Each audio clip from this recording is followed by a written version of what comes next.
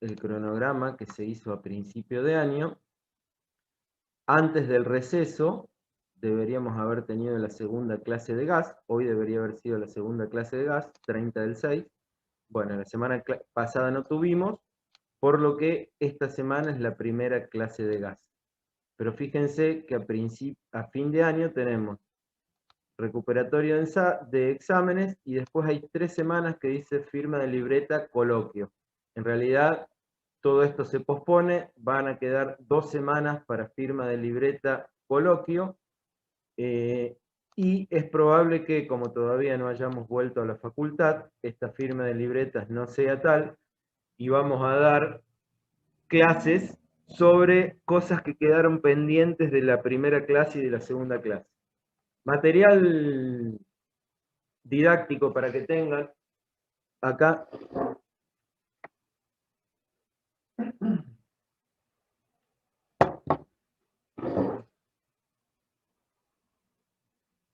En mi oficina, siempre que se termina una obra o siempre que algo se rompe, guardo yo las cosas. Acá tengo un rociador. Esto es un rociador que se utiliza en instalaciones contra incendios.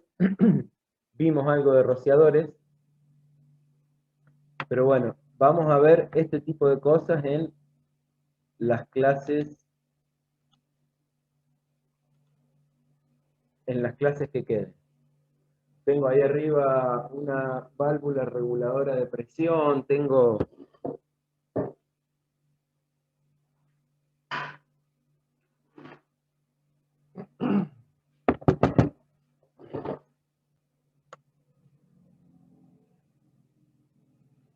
esta válvula que tengo en la mano, es una válvula de seguridad que me tomé el trabajo de cortarla con una amoladora para que vean cómo funciona. Si no se ve bien claro, en realidad esta válvula va conectada acá a la instalación. Acá, si lo alcanzan a ver, tiene un disco. Este es el disco que apoya sobre el asiento, mantiene la válvula cerrada. Ahí está el disco que apoya sobre el asiento, y ese disco está conectado a un resorte que tiene una regulación por medio de un tornillo. Para dar más presión a ese disco, a este disco que está acá, lo que se hace es regular este tornillo para abajo, comprimir más el resorte. Entonces la fuerza que se necesita, la presión en realidad, que se necesita acá abajo para vencer la fuerza del resorte es un poco más alta. Entonces acá es el principio de funcionamiento de una olla a presión, exactamente igual. Solo que la olla a presión tiene un contrapeso. Pero bueno, cuando la presión interna vence la fuerza del contrapeso, se libera la presión que está dentro de la olla.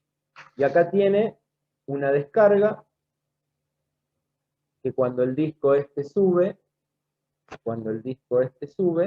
lo que hace es liberar la presión que entra por acá, viaja por acá y sale por acá. ¿Está claro?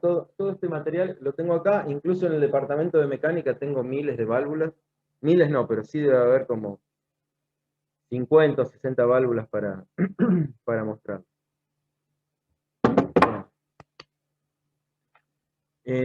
Voy a dejar de compartir esto y voy a empezar a compartir pantalla. Vamos a compartir apunte de gases combustibles. Bien. Vamos a empezar con gases combustibles. Voy a poner acá. Bueno. Definición, gases combustibles. Los gases combustibles son aquellos elementos combinados con oxígeno en ciertas y determinadas condiciones, dan origen a un proceso químico llamado combustión y que se utilizan con el objetivo de generar calor. Clasificación de gases combustibles. Primero, gas natural, gas licuado, gas manufacturado, biogás y otros gases combustibles. Nosotros en instalaciones industriales vamos a ver instalaciones de gas natural. Sin embargo, a modo de información general, vamos a ver qué es cada uno de estos gases combustibles y cómo están compuestos.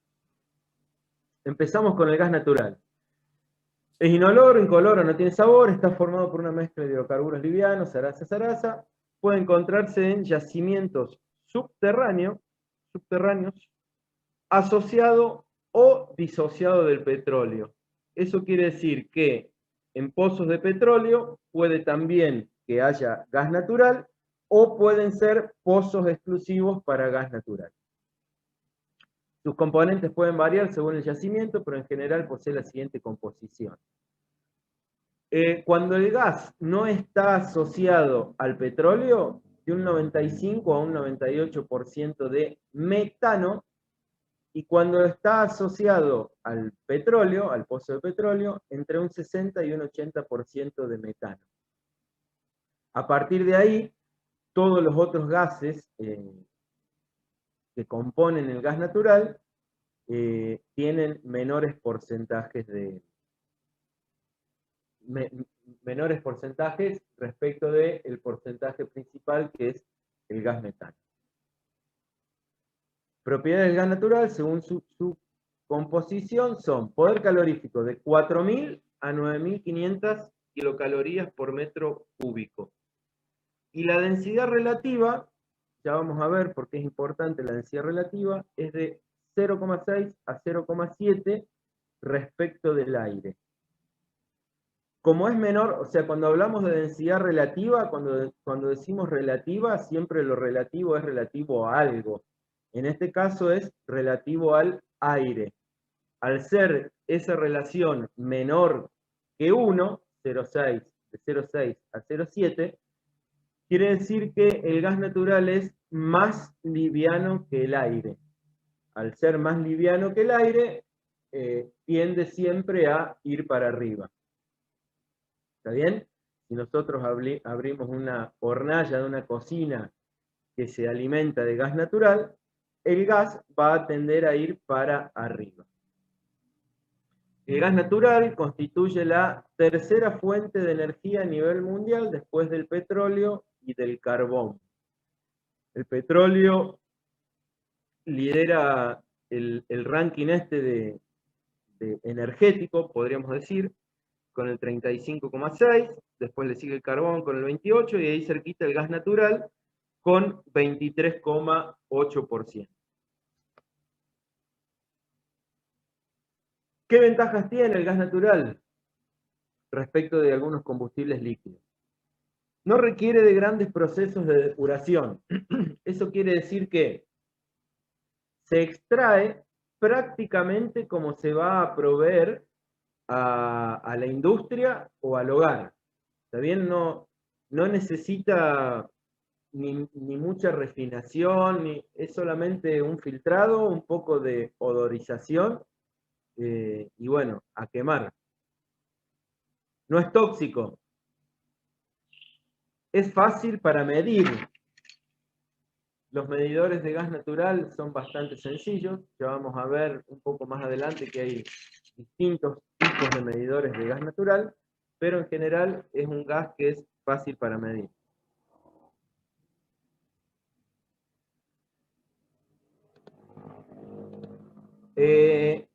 No requiere almacenamiento por parte del usuario. Y esto acá es importantísimo. ¿Por qué? Y van a ver en lugares en donde no hay gas natural, generalmente en lugares que tienen un consumo relativamente alto de gas, como podría ser un hotel, van a ver esos Zeppelin que saben poner adelante de la fachada de los hoteles. Zeppelin blancos generalmente tienen un logo de YPF, y a esos Zeppelin los tienen que recargar con gas licuado de petróleo, que no es gas natural. Entonces, ¿qué me implica eso? Y me implica tener una bomba adelante de mi establecimiento, en el caso de que fuera un hotel. Hay muchas casas que también tienen esos Zeppelin, pero me implica básicamente tener una bomba. ¿Por qué? Y porque tengo un reservorio de un combustible que es altamente inflamable y en algunas condiciones es explosivo. No sé si se acuerdan, me parece que fue el año pasado o el anteaño pasado, no sé si estábamos en pandemia todavía, que explotó una pizzería que estaba por allá por Ruta 20. Explotó una garrafa de 10 kilos. No sé si habrán alcanzado a ver por las imágenes que salían por los medios de comunicación el daño que es capaz de hacer una garrafa de 10 kilos. Si uno la mira así, es relativamente chiquita. Pero bueno, tiene tanto combustible ahí adentro y tiene tanto poder calorífico todo el combustible que está ahí adentro, que es capaz de tumbar una casa, una garrafa de 10 kilos. Entonces, una de las grandes ventajas que tiene el gas natural es que viene directamente desde la cañería a nuestro establecimiento. No necesito ninguna reserva de nada. Entonces, en ese sentido, respecto al gas licuado de petróleo, tiene una gran ventaja. Tiene una combustión limpia. Tener una combustión limpia implica que no haya residuos de combustión. ¿Está bien? No hay residuos de combustión, no hay hollín, siempre y cuando las mezclas estequiométricas estén correctas y el aparato que esté quemando esté funcionando bien. Y tiene una llama fácilmente regulada. Peligros. Facilidad para formar mezclas explosivas. Hace aproximadamente 8 años, más o menos, 8, 10 años. Yo todavía vivía en Nueva Córdoba, Pueyrredón, entre Trejo e Independencia. En esa misma cuadra explotó un departamento porque alguien entró y prendió la luz. Creo que la chica, según lo que decían, se había ausentado por una semana, había quedado algo no del todo bien cerrado. Se generó una mezcla explosiva. Generar una mezcla explosiva quiere decir que la mezcla del oxígeno que hay en el aire con el combustible que hay en el aire está por encima del límite de explosividad. Ante la presencia de una fuente de calor, que pudo ser el arrancador de un fluorescente, el departamento explotó. Y créanme que desde abajo se veía solamente el hueco, voló absolutamente todo. El departamento estaba enfrente del IT, que está ahí sobre Pueyrredón, entre Independencia y Trejo, y desde la vereda del IT había, bueno, ventanas, vidrios, ropa, hay una planta grande, las plantas son grandes ahí, toda la ropa en las plantas, bueno, no quedó absolutamente nada dentro del departamento, nada, nada, nada, nada, voló todo. Por lo que hay que tener cuidado porque se forma una mezcla explosiva con facilidad, por lo que hay que tener en cuenta que todas las válvulas deben estar bien mantenidas, todo debe cerrar bien, debo tener medidas de seguridad en caso de que exista alguna pérdida, contar con detectores de gas, siempre si estoy hablando de una industria, ¿no? Puede causar asfixia por desplazamiento del oxígeno, si bien no es tóxico, en un ambiente que está todo lleno de gas natural, si yo entro, obviamente que no voy a tener oxígeno y voy a morir por asfixia. Y otro peligro es que es inodoro y también es incoloro. Lo de inodoro quiere decir que no tiene olor, pero eso es a pie de pozo. Cuando se extrae, el gas no tiene olor. En tratamientos posteriores, al gas se lo odoriza con una sustancia que tiene un aroma particular para que no sea confundido con ningún otro olor.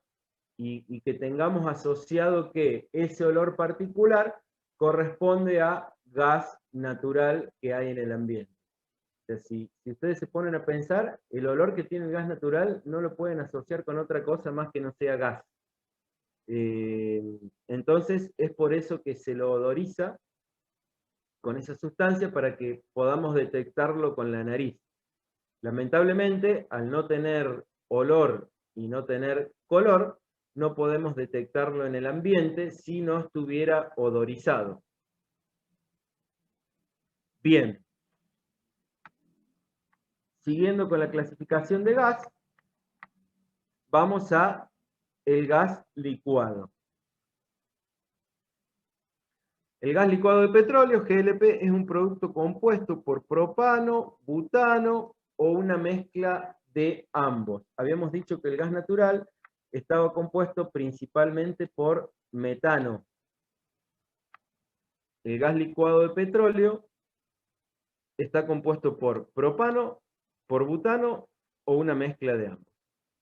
Se obtiene del proceso de refinación del petróleo y de plantas recuperadoras de gas natural. Tipos de gas licuado de petróleo comerciales. Existen dos tipos, comúnmente llamados propano y butano. El propano comercial es una mezcla de propano, propileno y otros compuestos. Puede tener hasta un máximo de 30% de butano. El butano comercial es una mezcla de butano, butilenos y otros compuestos. Puede tener hasta un máximo de 50% de propano. Características del gas licuado de petróleo. Poder calorífico de 20.000 a 25.000 kilocalorías por metro cúbico, según la composición, dependiendo de cómo se componga cada uno de los. Y la composición de estos gases va a depender un poco de el lugar de donde se esté extrayendo. En algunos lugares, en algunos pozos, después del proceso de refinamiento de ese gas, los componentes son de una forma, en otros pozos el componente es de otra forma. Pero fíjense, dijimos que el gas natural tenía un poder calorífico de 4.000 a 9.500 kilocalorías por metro cúbico. Y el gas licuado de petróleo va a 20.000 a 25.000 kilocalorías por metro cúbico, dependiendo de la composición. Eso quiere decir que el poder calorífico del gas licuado de petróleo es mucho mayor que el poder calorífico del gas natural. Densidad relativa, 1,5 respecto del aire. Y acá hay otra gran diferencia con el gas natural. Al ser la densidad relativa 1,5, quiere decir que es más pesado que el aire, por lo que en caso de una fuga, el gas tiende a bajar. Y si ustedes se fijan en todos los detectores de humo y gas que generalmente van a encontrar, por ejemplo, en un estacionamiento de autos, están puestos sobre el techo. Por lo que esos detectores de gas no podrían detectar que hay un escape de gas licuado de petróleo, a no ser que todo el ambiente se inunde de gas licuado de petróleo. En una cochera, normalmente, los autos tienen gas natural, ninguno anda con una garrafa en el baúl, aunque se han visto autos a los que se les ha adaptado una garrafa de esas comerciales con gas licuado de petróleo. Les repito, no es normal y normalmente no se va a encontrar gas licuado de petróleo en una cochera, pero tengan en cuenta que si tienen que detectar gas licuado de petróleo por el motivo que sea, no pueden poner un detector en el techo porque no lo van a detectar nunca, o lo van a detectar cuando todo el ambiente esté inundado de gas licuado de petróleo. Entonces el detector tiene que estar ubicado más a nivel de piso, protegido de alguna forma para que no se rompa, en el caso de que tuvieran que detectar gas licuado de petróleo. Bien, a presión atmosférica y temperatura ambiente, una atmósfera de 20 grados, el gas licuado de petróleo se encuentra en estado gaseoso. Para obtener líquido a presión atmosférica, la temperatura del butano debe ser inferior a menos 0,5 grados y la del propano a menos 42,2. O sea, si yo quiero que el gas licuado de petróleo esté en estado líquido, al butano lo debo someter a una temperatura de medio grado bajo cero y al propano a menos 42,2. En la práctica, mantener esa temperatura para mantener el estado líquido del gas no es fácil. Ustedes cuando van a comprar una garrafa de gas están a temperatura ambiente, sea verano o sea invierno. Si es verano estará a 35, 40 grados, y si es invierno estará a 5, 6, 10, 12, menos 5, como tuvimos el lunes pasado. Entonces, para que ese gas licuado de petróleo esté en estado líquido, lo que debo hacer es someterlo a presión,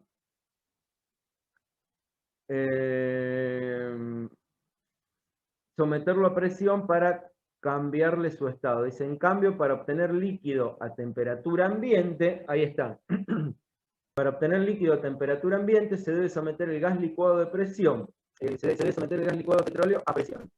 Para el butano, la presión debe ser de más de 2 baras. Para el propano, la presión debe ser de 8 baras. Bien, entonces, sometiendo el gas butano a 2 bar de presión, lo voy a volver a estado líquido. ¿Y por qué necesito tener el gas en estado líquido? A ver, que alguien me responda.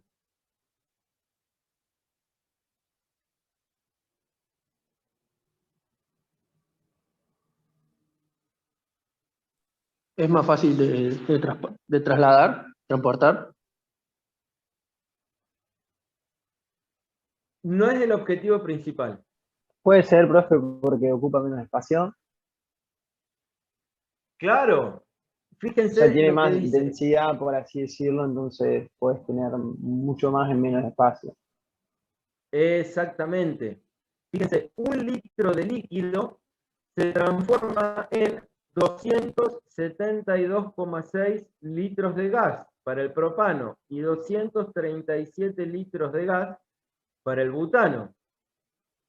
Fíjense, un encendedor tiene butano, creo que traen los encendedores, en estado líquido, por lo que el encendedor tiene por lo menos 2 kilos de presión, por eso es que explotan cuando se golpean o cuando les pega un golpe a propósito o cuando les da mucho el sol y está muy lleno.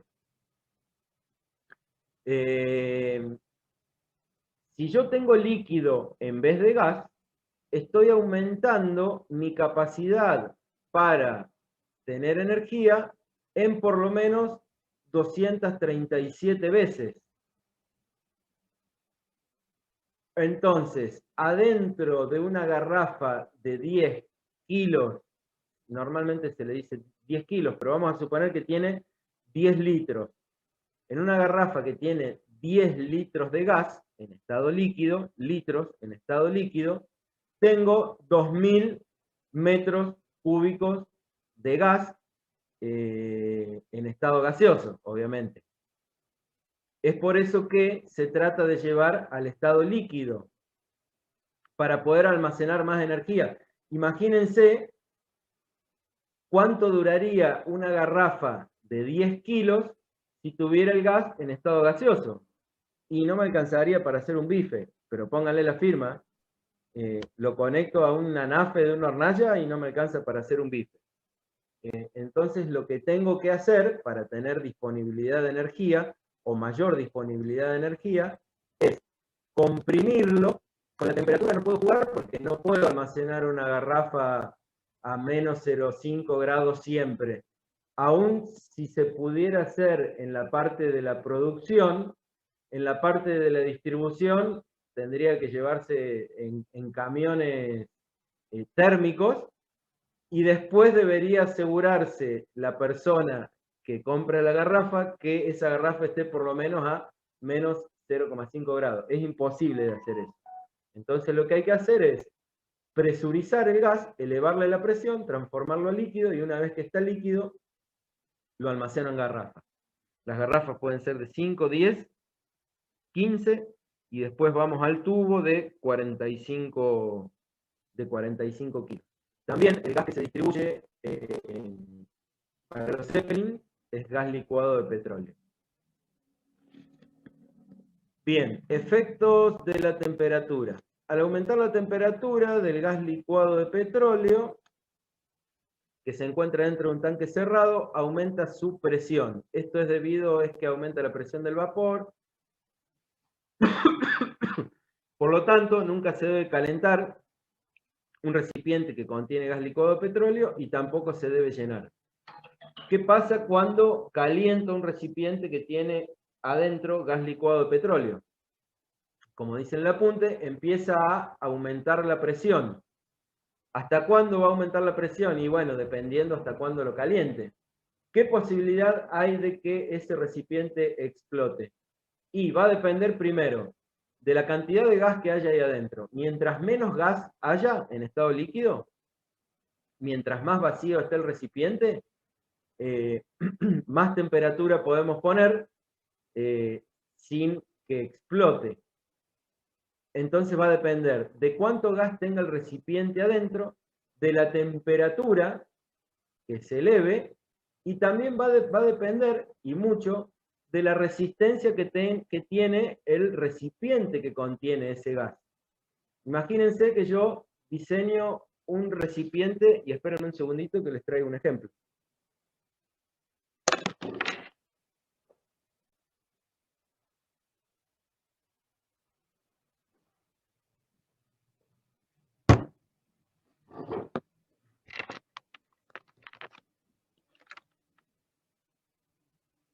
Vamos a suponer este extintor.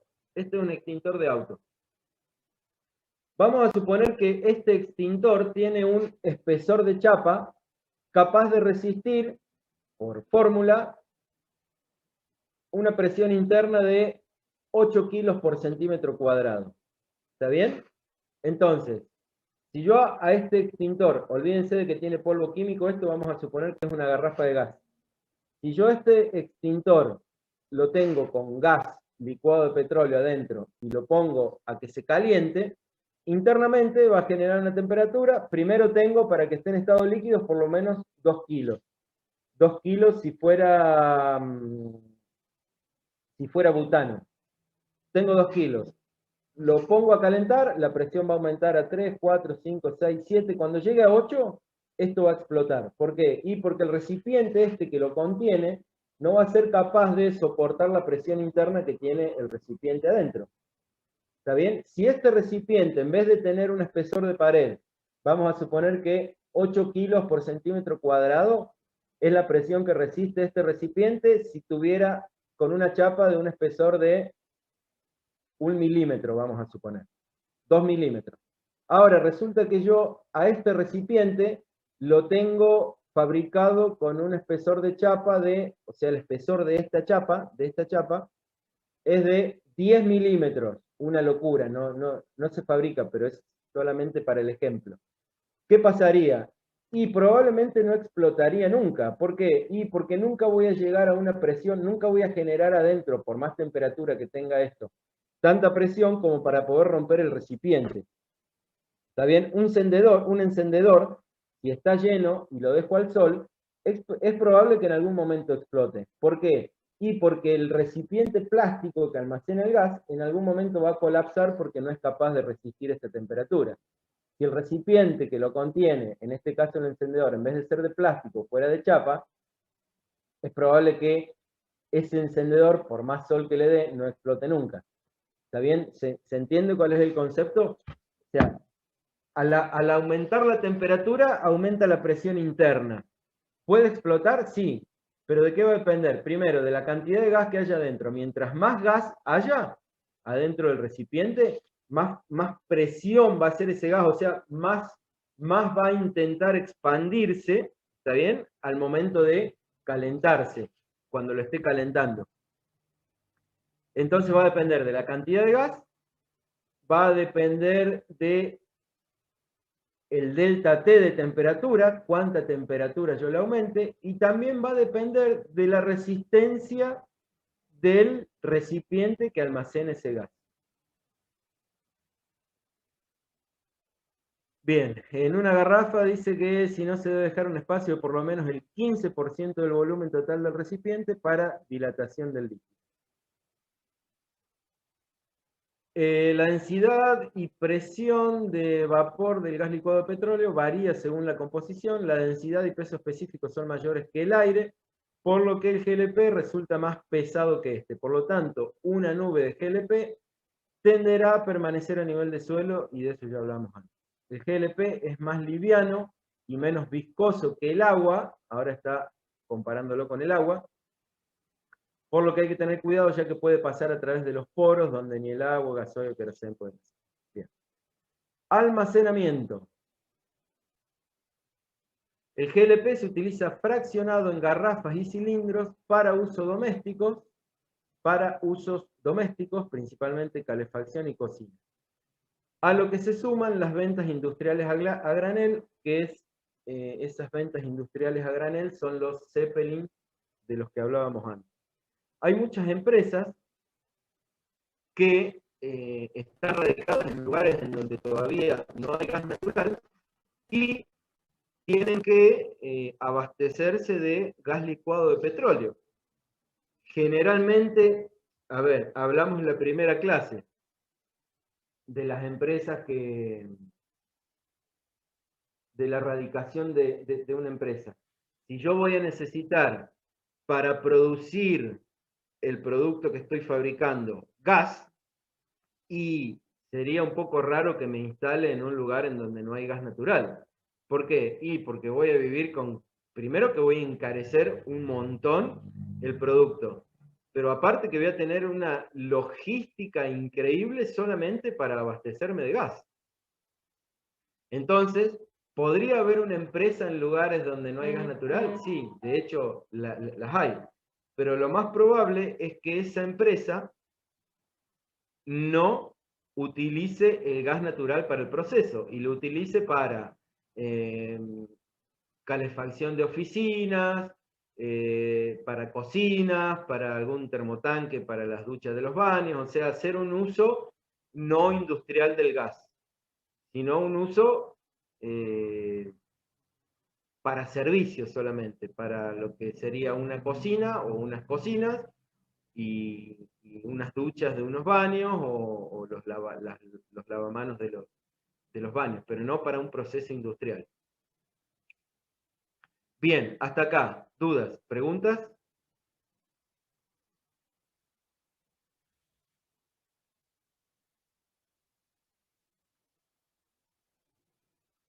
Bien, seguimos. Otro tipo de gas. En Argentina esto ya no se utiliza más. Es una técnica de obtener gas bastante vieja que en su momento fue bastante novedosa y bastante efectiva, que es el gas manufacturado. Se obtiene por procesos de fabricación partiendo de materias primas sólidas o líquidas. Podría ser el gas de hulla, por ejemplo, que antiguamente fue muy utilizado como gas para el alumbrado público. La hulla es un carbón mineral y al quemar ese carbón mineral se obtiene este gas que se guardaba antiguamente en grandes reservorios y después se distribuía comprimiéndolo un poco con algunos compresores que eran un poco vetustos.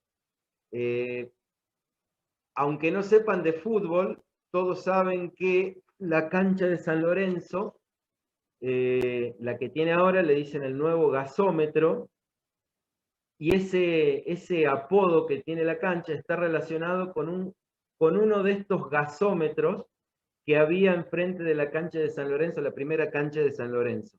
El gasómetro es el recipiente, a ver si les puedo compartir. El gasómetro es el recipiente en donde se almacenaba ese gas y era bastante imponente.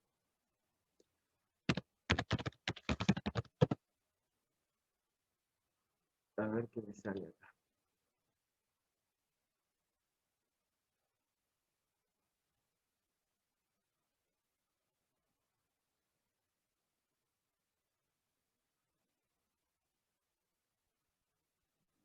A ver, vamos acá.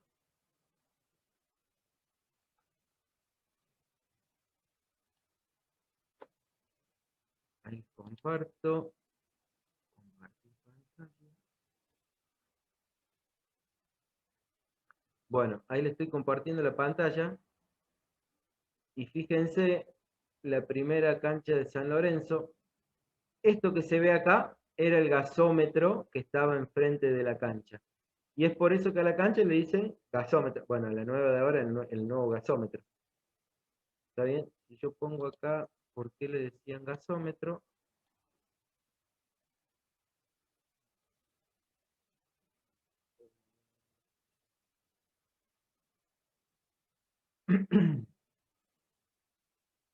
Sin embargo, hubo otro estadio no lejos de Boedo que sí se construyó a la sombra de un enorme depósito de gas. Fíjense, respecto de la cancha, el tamaño que tiene este gasómetro. Acá se almacena el gas manufacturado.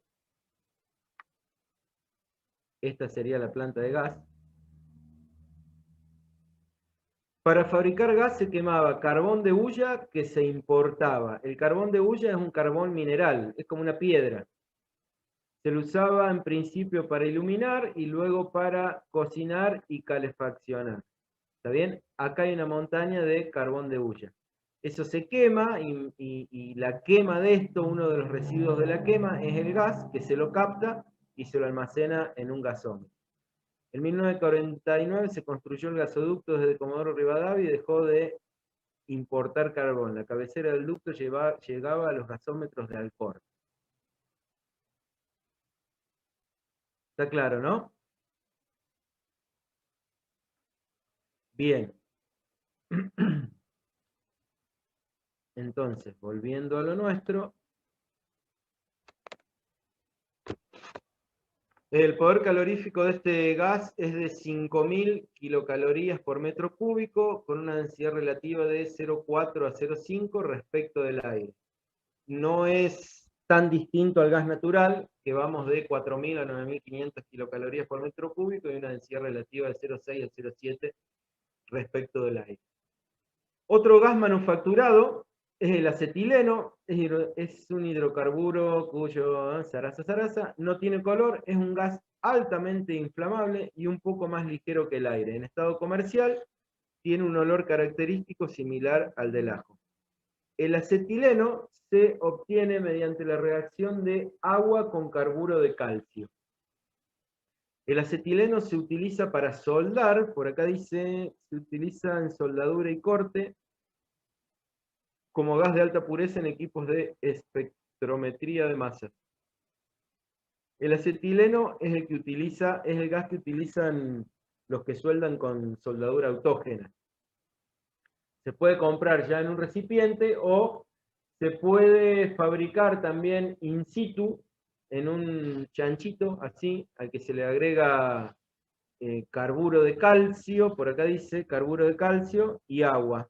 La reacción del carburo de calcio con agua hace que se fabrique se obtenga de esa reacción química el acetileno. A ver si encuentro acá, seguramente que los han visto, seguramente que los han visto.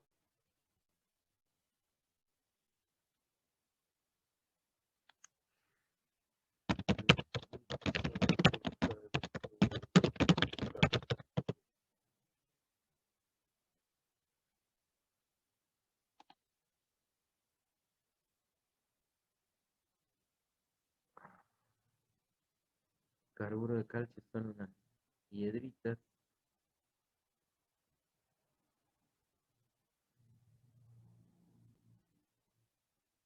Bueno, no encuentro ninguna fotito, pero en los talleres se va a ver un montón de estos. Tienen un nombre así en la jerga del taller, que es muy particular.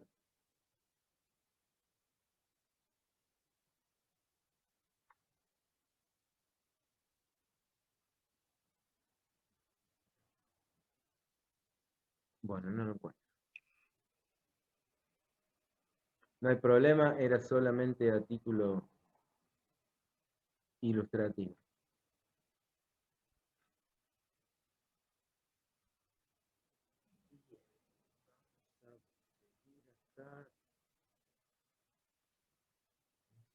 Compartiendo, pero voy a compartir.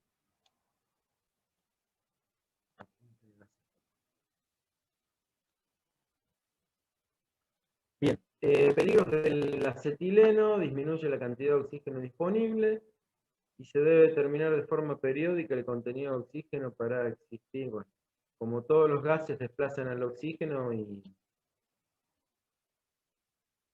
y pueden generar una intoxicación por asfixia. Otro de los gases que podemos obtener, el cuarto, hablamos de gas natural, hablamos de GLP, hablamos de gas manufacturado y hablamos de biogás. ¿Y qué es el biogás? O gas de los pantanos. Biogás es un gas combustible que se genera en medios naturales, pantanos, o en dispositivos específicos, que se llaman biodigestores, por las reacciones de biodegradación de la materia orgánica mediante la acción de microorganismos y otros factores en ausencia de oxígeno. El producto resultante es una mezcla constituida por metano en una proporción que oscila entre un 40 a un 70% y dióxido de carbono, conteniendo pequeñas proporciones de otros gases como hidrógeno, nitrógeno, oxígeno. La producción de biogás por descomposición anaeróbica o sin oxígeno es considerada un modo útil para tratar residuos biodegradables, ya que produce un combustible de valor, además de generar un efluente que puede aplicarse como acondicionador de suelo o abono genérico. Y déjenme que les muestre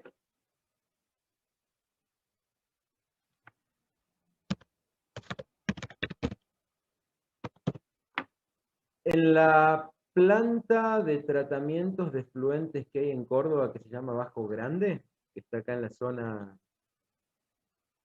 este de la ciudad, sería. Hay grandes biodigestores. Hay grandes biodigestores que deberían tener una llama permanente, que se debería ver desde la circunvalación. Sin embargo, como esa planta está funcionando bastante mal desde hace bastante tiempo, no se ve ninguna llama. Ese gas, obviamente, que se podría aprovechar tranquilamente,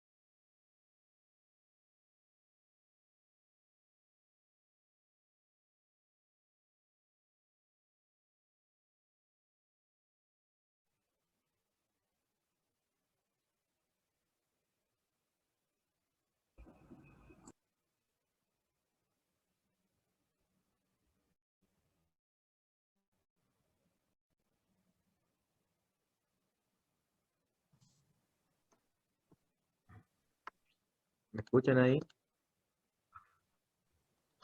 Sí, profe. Bueno, hoy parece que no es mi día. Hubo un microcorte de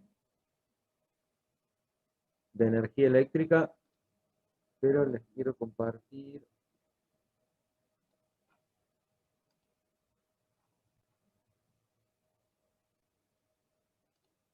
Quizás alguno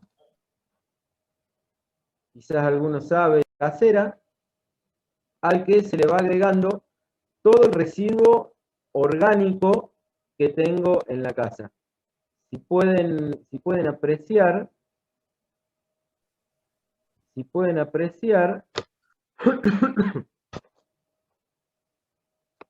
uy, justo me agarró las manos. Ahí volvemos.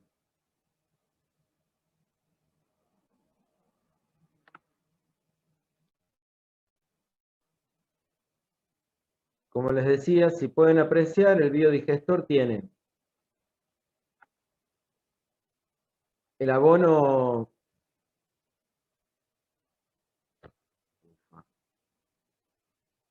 Bien. El abono orgánico que le voy poniendo, la tapa tiene que estar cerrada para que no tenga oxígeno. Por acá entro el residuo orgánico. Acá tengo una valvulita para la salida de gas. Acá tengo una salida para el bioabono, o sea, el material, el abono orgánico que ya no sirve más, lo voy sacando y después tengo un desagüe. Pero de esta manera tan sencilla, con residuos orgánicos y ausencia de oxígeno, puedo generar gas. ¿Cuánto gas voy a sacar por acá? Y lo más probable, como dijimos antes, es que no me alcance para hacer un bife. Pero en una planta de tratamientos de fluentes, como es la planta de Córdoba, los biodigestores, los conozco, son... ¿Qué habría que hacer con ese gas? Y para poder utilizarlo ese gas, debería tener una instalación adecuada que lo lleve a un barrio, por ejemplo, que lo distribuya en un barrio. Obviamente que toda esa infraestructura es muy cara, por lo que ese gas se desaprovecha y en los biodigestores hay una llama al aire libre. ¿Por qué? Y porque lo quemo al gas antes de tirarlo en el ambiente, porque el residuo de la combustión es bastante limpio y genero menos impacto ambiental quemándolo que tirándolo al ambiente así como está. Entonces, se quema, se debería quemar acá en Córdoba. No se quema porque los biodigestores no funcionan, o al menos no estaban funcionando hasta hace un tiempito, y la planta esa no funciona, digamos. Como les decía, todo el gas generado acá adentro se podría aprovechar incluso en la misma planta. No hace falta llevar a hacer una super infraestructura. Decir, che, ¿qué podemos hacer con el gas? ¿Y por qué no lo aprovechamos y lo utilizamos para calentar agua para, no sé, para cualquier cosa? Pero se podría hacer alguna instalación complementaria que utilice ese gas para generar un proceso productivo de alguna materia prima. Pero bueno, obviamente que las voluntades políticas nunca tienen que ver con las necesidades de la gente.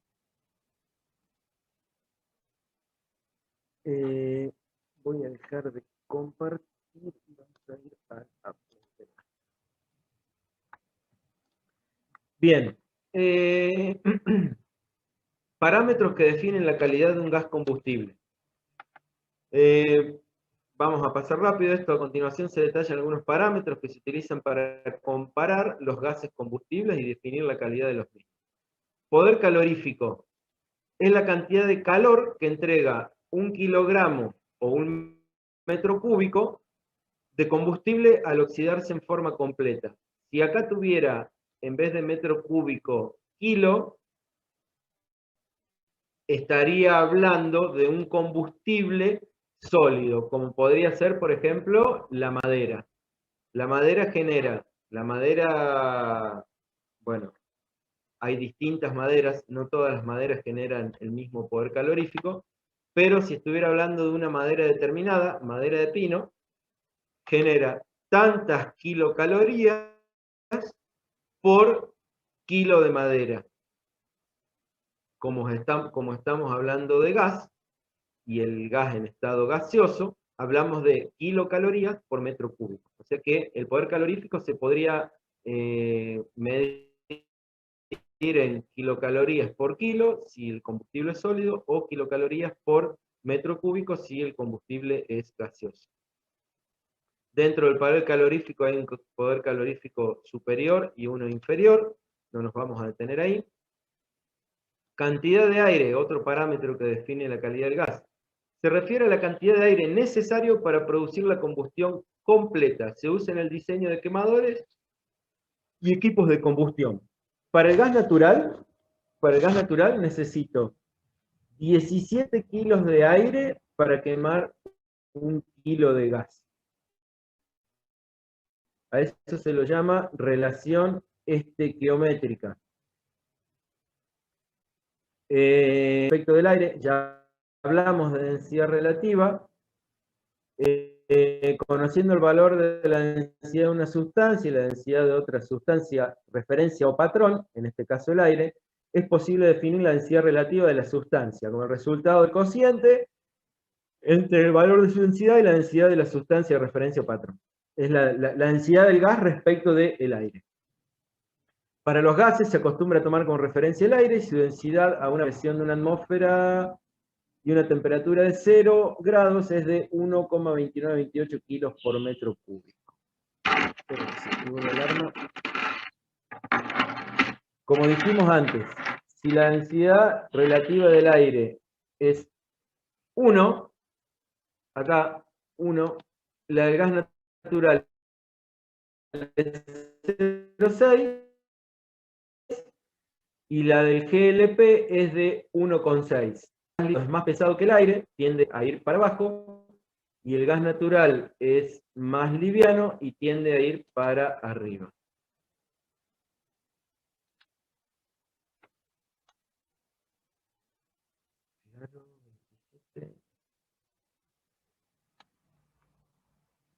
A ver, espérenme un segundito que estoy conectado con el teléfono. ¿Me dice acá?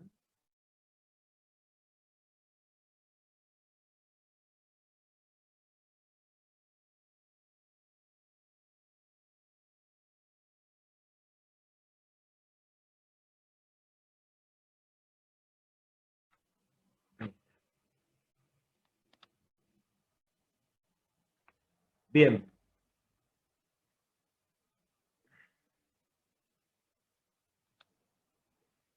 Vamos entonces a ver algo de instalaciones para gases combustibles. Condicionantes de las instalaciones de gases combustibles. Primero, la seguridad de provisión, asegurar la provisión en todo momento, y seguridad hacia los bienes y las personas. Eso quiere decir que tengo que tener la posibilidad concreta de formación de gases explosivas, tengo que tener la imposibilidad de que formen gases de mezclas explosivas, tampoco se tienen que generar chispas y tampoco tengo que tener fuentes de calor para evitar cualquier inconveniente. Instalaciones para gas natural. Almacenamiento. En estado líquido. Gas natural licuado.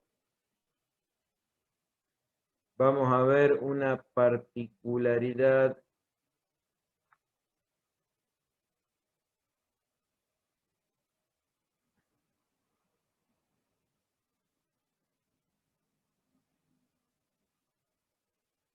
Fíjense, el gas natural licuado lo tengo que tener a menos 162 grados.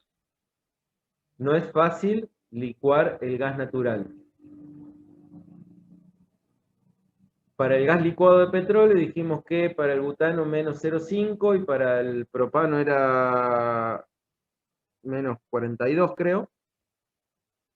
Acá para licuar, para que el gas natural se haga líquido, cambie de estado, pase de estado gaseoso a estado líquido, lo tengo que almacenar a menos 162. En estado gaseoso, ¿a dónde lo puedo almacenar? Bueno, el gas líquido, generalmente el gas natural líquido, generalmente se utiliza para transportarlos en barcos y después almacenarlos en lugares acondicionados especialmente para que queden líquidos. En estado gaseoso se pueden almacenar en reservorios de gas agotados. Los reservorios de gas agotados son grandes, como todos estos lugares, acuíferas y cavernas de sal, son grandes superficies ya conocidas que están por debajo de la tierra. Básicamente lo que se hace es almacenar ese gas natural en estado gaseoso, lo pongo ahí adentro y tengo una reserva para cuando tenga una demanda un poco más alta. En algunos casos el gas es almacenado en estado gaseoso en formaciones geológicas similares a los yacimientos naturales, inyectándolo en capas de terreno acuífero, en las que el gas, bueno, minas de sal. Tuve la posibilidad de conocer una mina subterránea de sal en Polonia, en la ciudad de Bielitsk. En realidad la mina se llama Bielitska, y créanme que es un lugar, aparte de ser increíble, porque está como a 100 metros bajo la tierra, es enorme, enorme, enorme, enorme. Creo que había 250 kilómetros solamente de caminos internos adentro de la mina. Y después, bueno, cada lugar tiene su...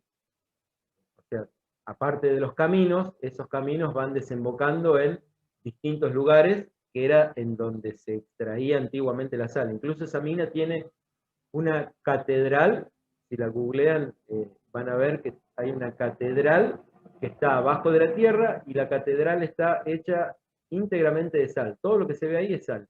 Las lámparas, las imágenes, las mesas. Es increíble. Bueno, en lugares como esos, así de grandes, se puede reservar el gas natural en caso que sea necesario. Obviamente que no es solamente decir, che, vamos a guardar el gas acá, y no es tan fácil. ¿Se puede hacer? Sí, se puede hacer. ¿Cuándo lo hago? Y cuando tengo una necesidad extrema de almacenar el gas natural.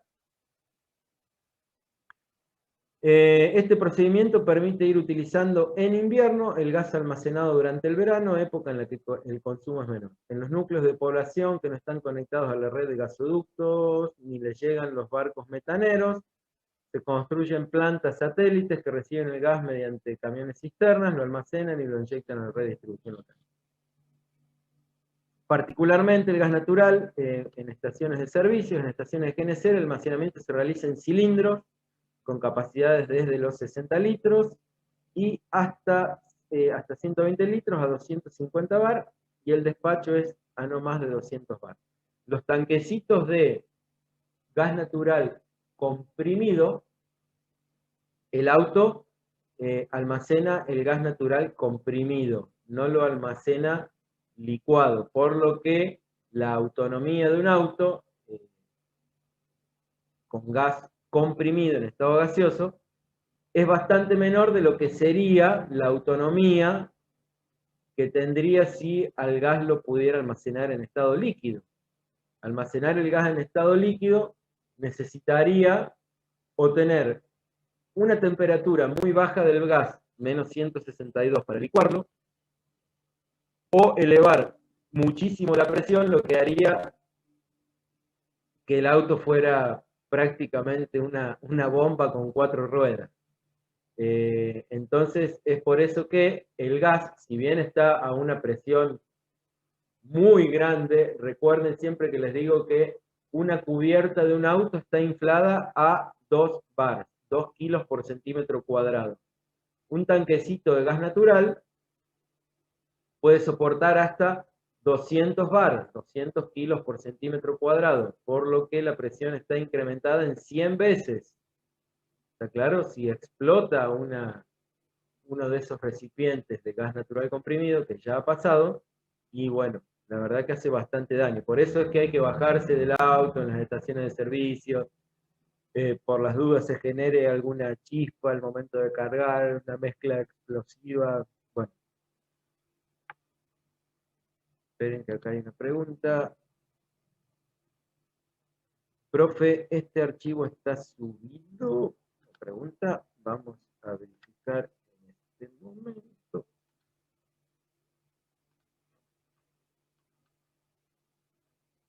Vamos a autogestión.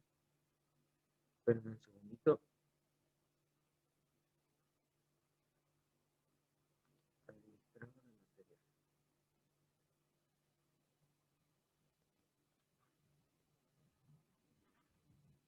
Ahí se lo subo, ¿no? Un segundito porque si no después me pongo a trabajar.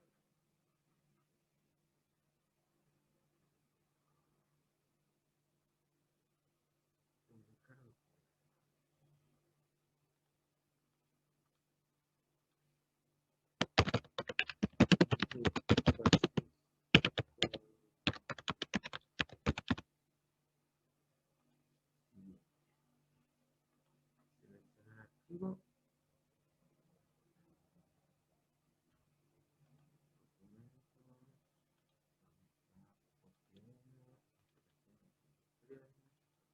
Cátedra,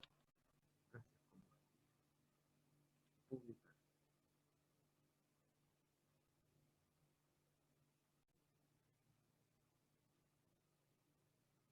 Debería, a ver cómo dice, el documento ha sido publicado. Deberían tenerlo ya en su autogestión.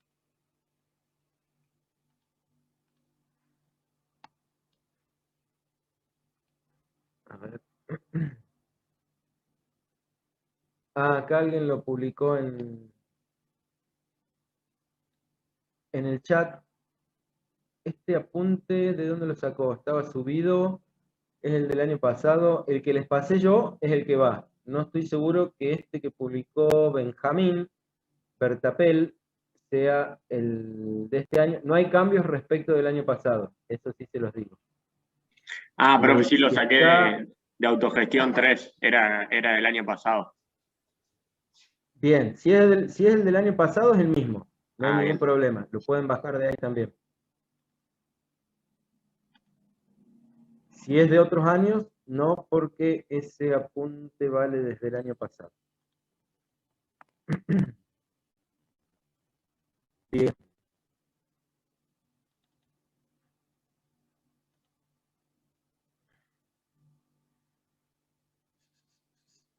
Transporte y distribución de gas natural. ¿Podemos seguir 10 minutos más?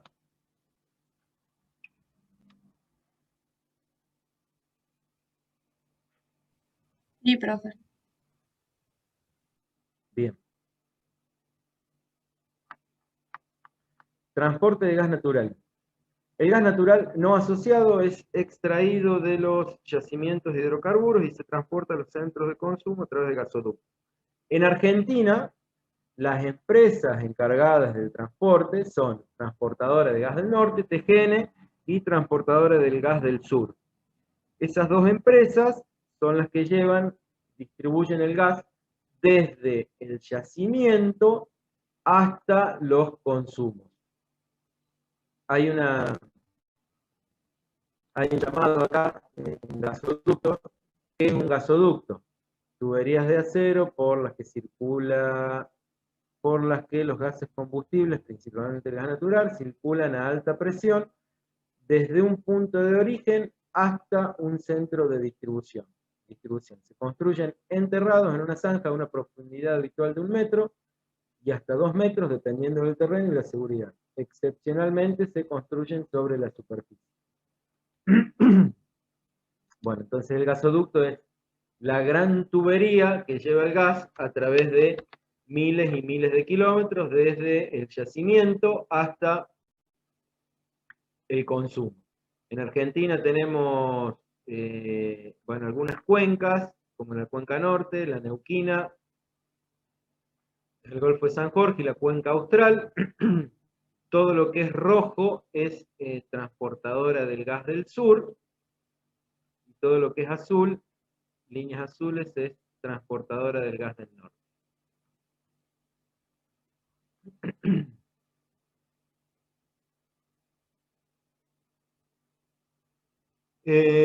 Transportan el producto desde las exploradoras y yacimientos hasta los puntos de toma acordados con las distribuidoras finales. Por ejemplo, Metrogas, Gasnor, Camusi, Gas Pampeano, Ecogas, etc. O sea, Ecogas lo que hace es comprarle el gas a una de estas dos distribuidoras que transportan el gas por los gasoductos, ya sea a transportadora del gas del sur o a transportadora del gas del norte. Entonces, en este mapita van a ver toda la parte sur de la Argentina, la distribución, la hace Camusi Gas del Sur, Camusi Gas Pampeana, en Buenos Aires Metrogas, en el litoral Santa Fe, Litoral Gas, en Córdoba, Catamarca, Ecogas, y bueno, en el norte Gas Norte. Ese es un mapita de más o menos las distribuidoras que hay en Argentina del gas natural. Las empresas de distribución final reciben el producto procesado y le reducen la presión en una primera etapa a un valor intermedio, presiones de los ramales internos de distribución, y además le anexan una sustancia odorante, y esto es de lo que hablábamos antes. Mercaptan. ¿Para que frente a pérdidas pueda reconocerse su presencia en el ambiente? A modo de anotación tenemos que el mercaptan es un producto químico inofensivo que se agrega al gas natural, contiene azufre y ese azufre es el que le da el olor tan característico al gas. En etapas posteriores se reduce nuevamente la presión para uso domiciliario o industrial. En base a esto se definen las siguientes infraestructuras. Infraestructura de transporte. Transportan el fluido hasta la infraestructura de distribución desde los gasoductos troncales que atraviesan las provincias. Presión de trabajo 60 o 70 bar. Presión altísima. ¿Y por qué tengo que transportar el gas con una alta presión? A ver si a alguien se le ocurre por qué tengo que transportar el gas a 60 o 70 bar y no lo podría transportar a 2 bar, 2 kilos por centímetro cuadrado.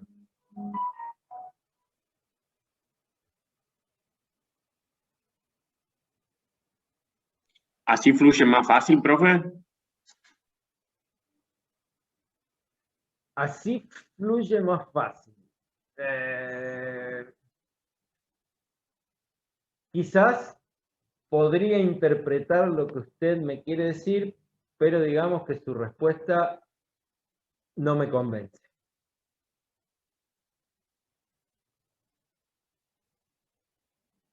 Vamos, otra respuesta. Es muy fácil.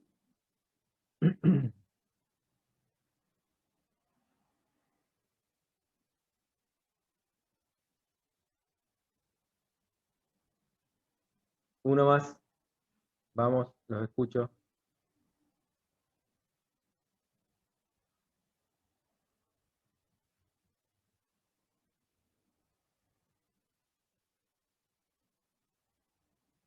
¿Nadie, che? ¿A nadie se le ocurre nada?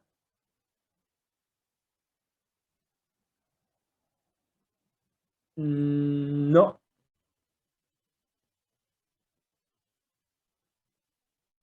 Podría ser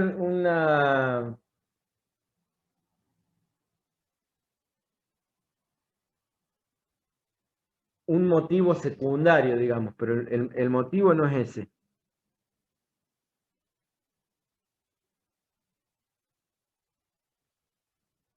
¿Qué tengo en una tubería? ¿Qué efecto tengo en una tubería a medida que un fluido gaseoso o líquido va circulando sobre ella? ¿De qué hablamos en la primera clase?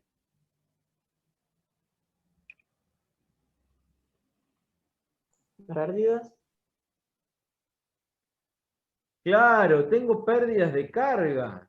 Tengo que tener en cuenta las pérdidas de carga. Imagínense en un gasoducto de 1500 kilómetros, la pérdida de carga que tengo en ese trayecto de cañería. Entonces, si yo inyecto el gas al principio de la tubería a 2 kilos por centímetro cuadrado, y lo más probable es que a los 3 kilómetros no llegue nada de gas. ¿Por qué? Y porque me lo cobró todo ese peaje, me lo cobró la pérdida de carga.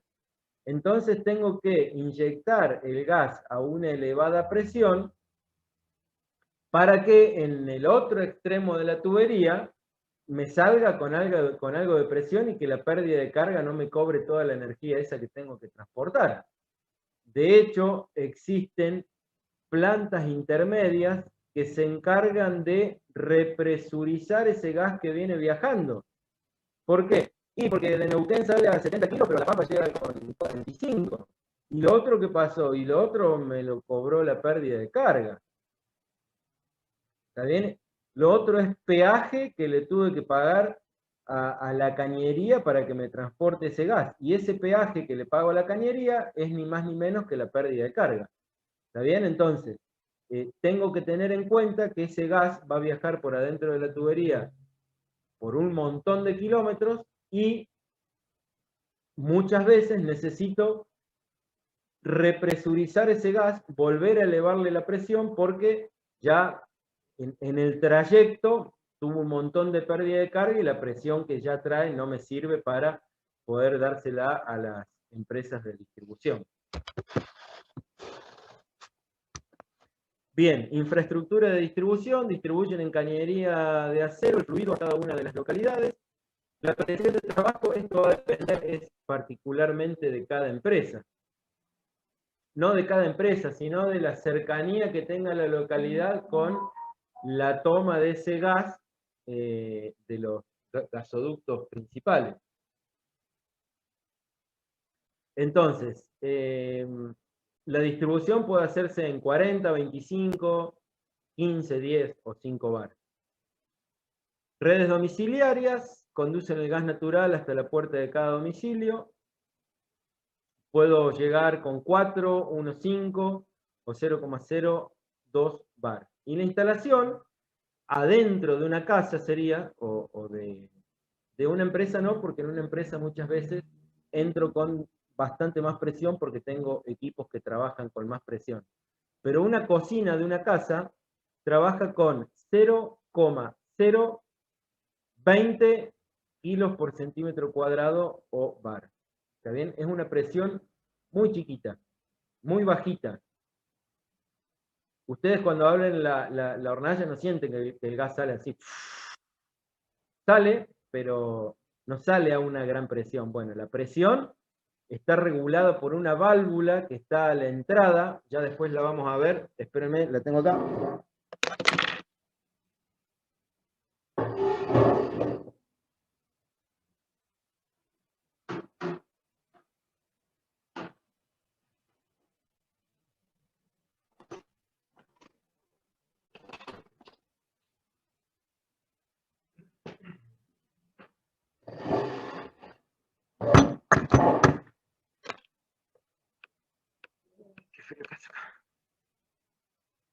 Esta es una válvula reguladora de presión que podría ser de una casa. Y esta válvula tiene un nombre y un apellido. Y ya les digo cuál es el nombre y el apellido. En realidad tiene dos nombres y tiene un apellido. Los dos nombres son presión de entrada, que puede ir desde 0,5 a 4 bar. O sea, por la entrada que es esta, esto va así. Por la entrada que es esta, acá, puedo entrar con desde 0,5 a 4 bar. Si acá entran más de 4 bar, la válvula no funciona. Y si entran menos de 0,5, la válvula tampoco funciona. Y la salida es de 0,02 bar. Y tengo un caudal nominal de... Caudal nominal, esperen que no ve nada. 6 metros cúbicos por hora. O sea que por esta válvula pueden pasar hasta 6 metros cúbicos hora. Es una válvula chiquita, que podría andar bien para una casa, entonces tengo como dato presión de entrada, perdón, la entrada está por acá. La entrada es esta y esta es la salida. Tengo una presión de entrada, un rango de presión de entrada. ¿Está bien? Tengo de 0,5 acá abajo a 4 bar. Tengo una presión de salida que es 0,019 bar o 0,02 bar. Y tengo un caudal máximo que puede circular por la válvula que es de 6 metros cúbicos a la hora.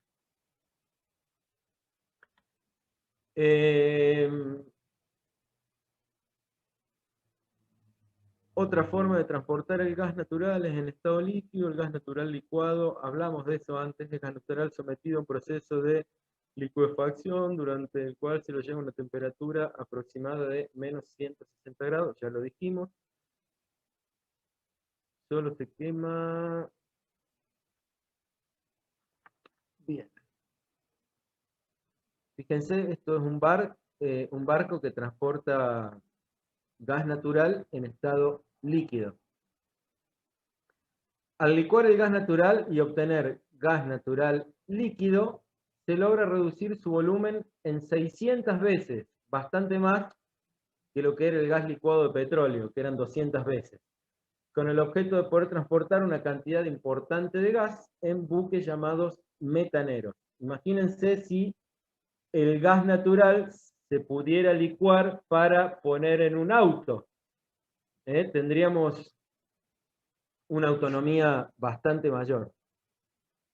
No de 600 veces porque ese gas ya está comprimido, pero no está licuado. A lo mejor podríamos multiplicar por 3 o por 4 la autonomía que tiene un tanque de gas. Bien, hasta acá vamos a terminar, hasta acá vamos a llegar hoy. Ya la semana que viene vamos a ver estaciones reguladoras principal y estación reguladora secundaria y todos los elementos que la componen. ¿Dudas hasta acá?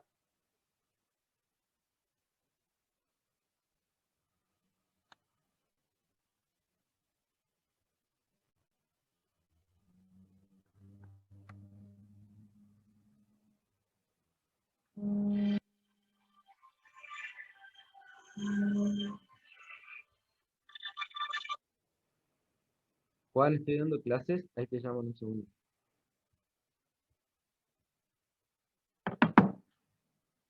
¿Hay alguna duda hasta acá? No, profe. ¿Podría repetir? Profe, ahí claro, una compañera puso. A arolfo@ingeniería.com.ar. Ahí les paso mi mail personal. Profe, pero la semana que viene no empieza el receso invernal. Sí, la semana que viene empieza el receso invernal. Ya, perdón, si dije que nos vemos la semana que viene, les digo que nos vemos después del receso invernal. Ah, bien, bien, perfecto.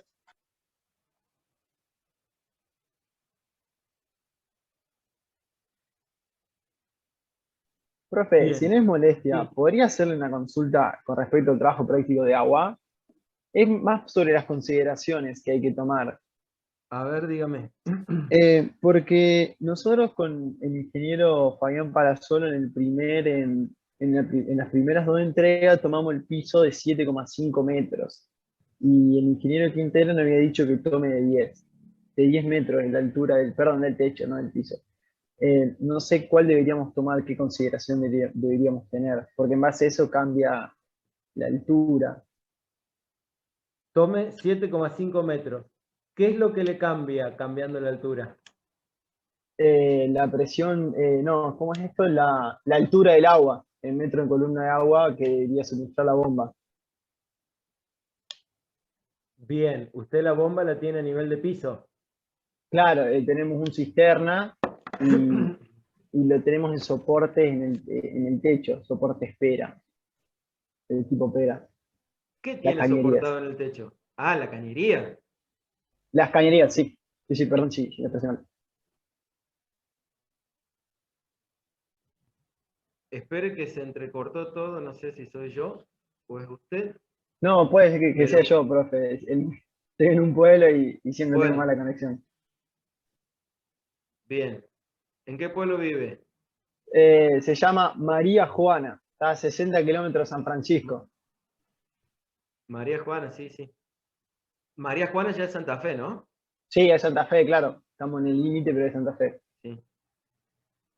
Ahí está en la zona de todas las localidades con nombre de mujer, tiene su historia todo ese lugar. Sí, Bueno, sí, sí, escúcheme, totalmente. usted tiene la cisterna, al lado de la cisterna tiene las bombas y lo que me quiere preguntar usted es si el techo tiene 7,5 o 10 para tener en cuenta esos 2,5 metros de columna de agua que debería tener en cuenta para el cálculo de la bomba. Es así, ¿no? Exactamente eso, profe. Bien, tome 7,5 la altura del techo, que ya es una altura prudencial. Perfecto, muchas gracias. Y otra cosa, el tema de accesorios, nosotros lo calculamos con una tabla que el profe nos había dado en clase, el profe Quinteros. No sé si deberíamos usar esa, ¿Sí? si podríamos usar otras. Las tablas de accesorio para calcular las pérdidas de carga. Sí, exactamente. Bueno, cualquier tabla que encuentre de accesorios para calcular pérdida de carga, siempre y cuando sea del material que usted está teniendo en cuenta para la fabricación de esa instalación, está bien. A esas tablas, hay muchas tablas que se hacen en el laboratorio, hay muchas tablas que las hacen los fabricantes de accesorios, todas tienen más o menos los mismos valores, por lo que la tabla que les ha dado el ingeniero Quintero está bien. Perfecto, profe. Por el momento creo que no se me ocurre ¿Estamos? ninguna, total cualquier cosa después le escribimos un mail. Cualquier cosa me escribe el mail. Dale, profe, muchas gracias, muy atento. Bueno, de nada. Bueno, gente, si no hay más dudas, yo los abandono hasta que retomemos las clases. Chao, profe, gracias. Nos vemos, hasta luego. Chao, profe, nos vemos. Chao. Chao, Nos profe, vemos. gracias.